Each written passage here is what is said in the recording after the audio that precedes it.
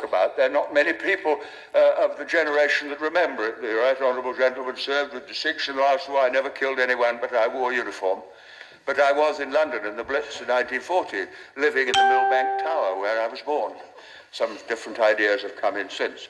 And every night I went down to the shelter in Thames House. Every morning I saw Dockland burning. 500 people were killed in Westminster one night by a landmine. It was terrifying.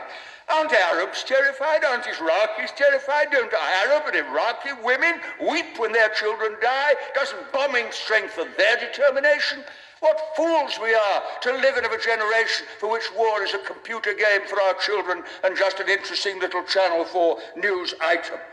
Every member of Parliament tonight who votes for the government motion will be consciously and deliberately accepting the responsibility for the deaths of innocent people if the war begins, as I fear it will. Now, that's for their decision to take.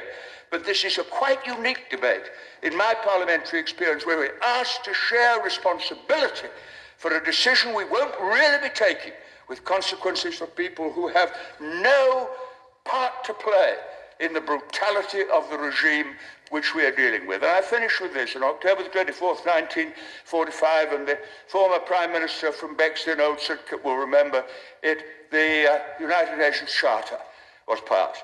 And the words of that charter are etched into my mind and move me even as I think of them. We, the peoples of the United Nations, determined to save future generations, succeeding generations, from the scourge of war, which twice in our lifetime has caused untold suffering to mankind.